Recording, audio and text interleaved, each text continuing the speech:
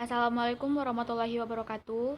Saya Elma Trifayona, NIM 1904254, akan mempresentasikan hasil PPT saya mengenai materi manajemen sumber daya manusia, yaitu tentang kompensasi.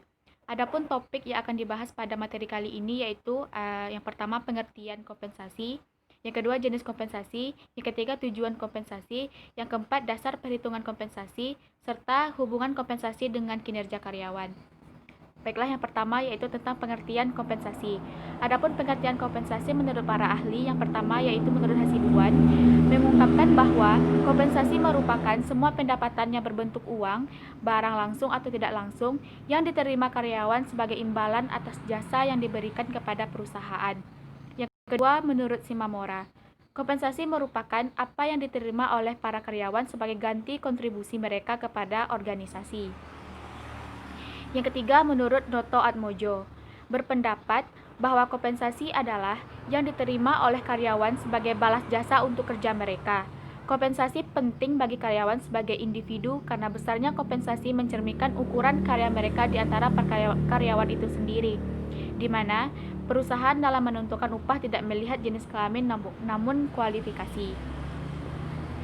Jadi, berdasarkan pendapat ahli tersebut, dapat kita simpulkan bahwa kompensasi merupakan segala bentuk pendapatan, baik secara finansial maupun secara non-finansial yang diterima oleh pekerja atau karyawan sebagai timbal balik atas semua kontribusi mereka yang telah diberikan kepada perusahaan.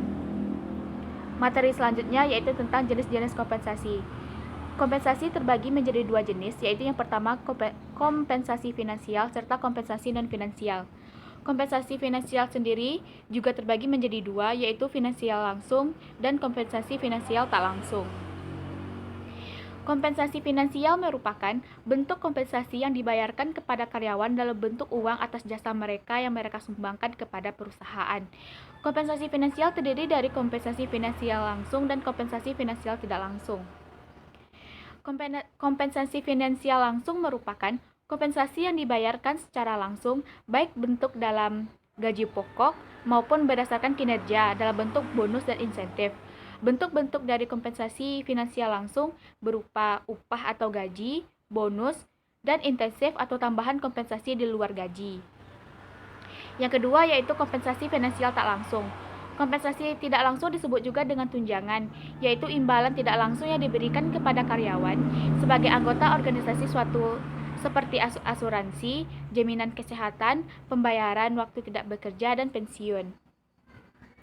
Selanjutnya yaitu kompensasi non-finansial.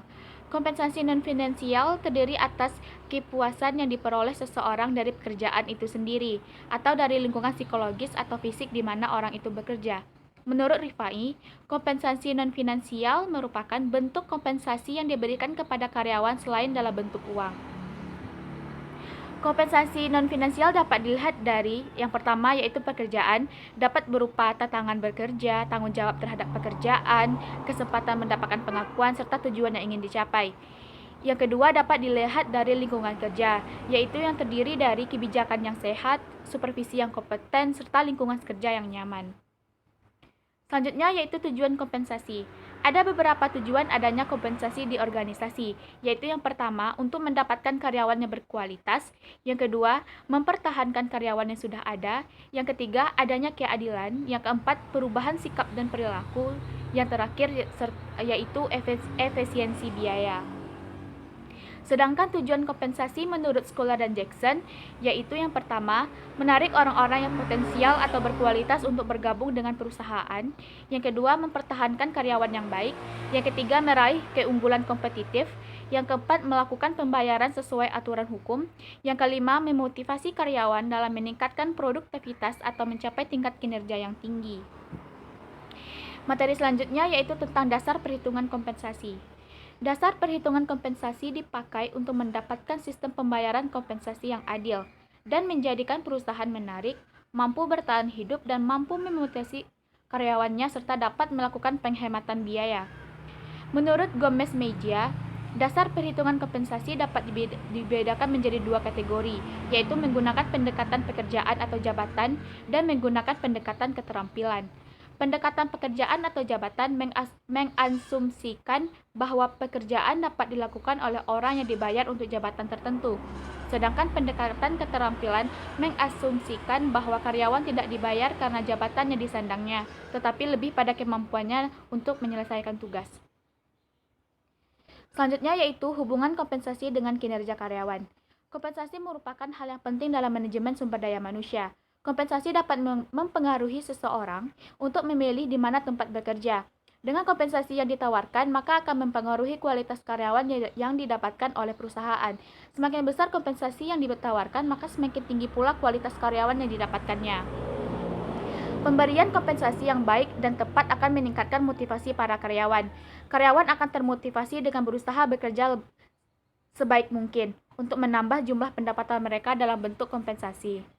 Sekian materi dari saya. Kalau ada salah dan janggalnya saya mohon maaf. Saya tutupi dengan membaca. Assalamualaikum warahmatullahi wabarakatuh.